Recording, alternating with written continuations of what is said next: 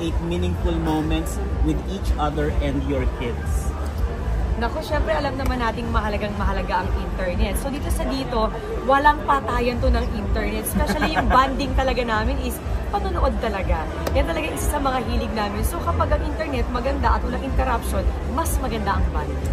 Yeah, reliability tsaka speed, yun talaga yung pangangailangan natin parati ngayon. Lalo na sa akin sa trabaho ko. Most of the time out of town for Amazing Earth and inside the studio. So kapag malayo ako sa kanila, gusto ko parati silang nakikita, FaceTime, syempre ayaw nating interrupt yung pag alam niyo naman yung mga kapag video messages, di ba, nai-interrupt pa natin kapag hindi maganda ang listening. So yun, gusto ko nakikita ko yung anak ko, tsaka syempre aking misis kapag nagre-report. I'd also like to know, anong pagkakaiba ng Pasko nung kabataan ninyo sa Pasko ni Zia at Sixto? Naku, yung Pasko ng kabataan ko, madalas kami lang ng lola ko ang magkasama. Pero ngayon, na may pamilya ako, mas lumaki yung mga taong kasama ko kapag pinagdiriwang ko yung Pasko. Family ni Nadong, family ko, at yung mga anak ko. So, mas masaya ngayon. How about you, Dong? So, yun naman, parang yung dating hindi nila na-experience, yung tradition naman namin, yun yung kinukontinue namin. Wala kami nang binabago. So, ngayon, pinapa-experience namin, especially kay Marian ngayon, as part of the family. So, kami na ngayon, it's our turn to make our kids experience that and create our own tradition. Para kumbaga, hindi lang din yung mga natutunan dati, pati yung sa kanyang experience in the past. Ngayon, we're creating and making our own Christmas tradition. Thank you.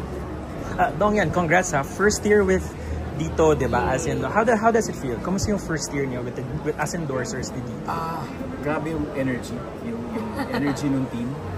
Nafe-feel namin yung enthusiasm, yung kanilang yung passion, dedication, lahat kasi sobrang sobrang high morale, high spirits. Parang sinasabayan din nila yung energy ng mga subscribers. Kasi grabe yung growth ng brand.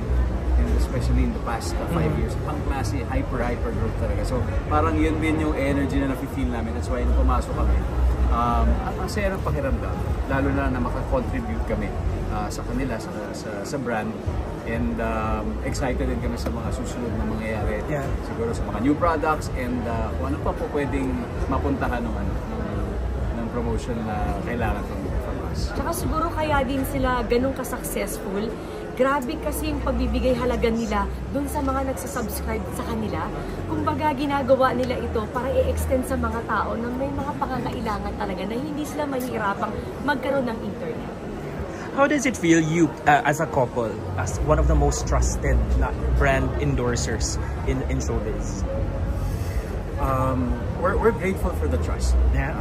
That's something that we really take seriously. Dahil hindi, alam mo yung trust, hindi naman yan nagiging overnight. Di ba parang dahil yan sa marami mga pangyayari leading up to that. So we value it and we will take care of it. Kaya para sa amin mahalaga talaga yun. That's why we treat every partner like parang talagang may magandang relationship kami na alam mo yan, hindi siya transactional but we really value the relationship with each other. We support each other lalo na kapag may mga ganitong panahon, Christmas season, Christmas party, of course, our time to also give thanks and mingle with the people we work with. Okay. As ambassadors, how does it feel to represent a brand that keeps on pushing the standards in terms of connectivity? Nakakatuwa kasi yun yung palagi namin pinag-uusapan nito. Parang kami bilang mga artista na nandito, gusto namin maging ehemplo nila na para makatulong din sa iba. Kasi doon nagiging makabuluhan yung pag-e-endorso mo eh. Kapag hindi lang yung sarili mo as kami, kasi nag-email yung manager niya na nakita daw niya yung post ko sa Facebook. So parang nakita nila parang sabi ko birthday ng anak ko, sabi niya really, parang we'll send you a gift for Zia from Olivia. Parang sabi ko, parang ako yung, para sa anak ko.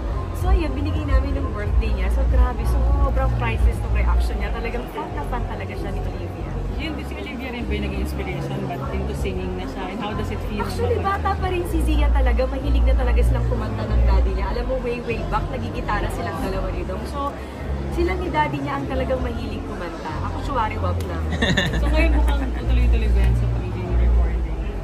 Tingnan natin, basta ang sa amin kasi ni Dong, kung saan siya masaya, kung ano yung pangarap niya, susuportahan natin siya. And patapos na yung taon, ano yung masasabi niyo personal highlights ng buhay niyo as individuals and Marian? As individual, naku, lubos-lubos na pasasalamat sa lahat ng mga taong nagmamahal at sumusuporta kasi ang daming nangyari din itong taon na to sa akin na hindi ko ini-expect. Especially yung balota, ang dami. Ang dami talaga. Sobrang overwhelmed din ako sa lahat ng mga blessings na ibinigay talaga sa akin ni Lord. At the same time, itong taon na to, hindi pa natatapos. Pero syempre, nililook forward ko ang ika-10 taon namin ng asawa ko bilang mag-asawa. And then yung mga bata sa mga ginagawa nila sa mga kanilang mga achievements nila. So, ang daming highlights na talagang ipapapasalamat namin at walang hanggang namin ipapapasalamat sa taas at sa mga taong nandyan para sa amin. Ako sobrang happy ako sa kanya kasi itong taon na to, grabe yung mga naging biyaya sa kanya, especially sa kanyang career. Sa Balota, di ba, yung sa Cinemalaya experience niya. So para, I'm sure, nakatatak forever yan sa kanya. Siyempre sa amin na rin. Ako naman, medyo kabaliktaran kasi last year ako naging sobrang busy. Sabi ko, itong taon gusto ko magkaroon ng mas maraming oras for family, especially sa kids. So yun yung nabigay ko. Para sa akin yun yung pinaka-highlight. Marami akong oras na nailan sa kanya sa taon na yun. And nabanggit na kayo na niyan yung 10th anniversary nyo. Siguro yun naman talaga ang personal highlight this year as a couple naman. As a couple, yes. Ano ang mga preparations? Ano ang ina-expect ng fans? Siyempre. Oh, nothing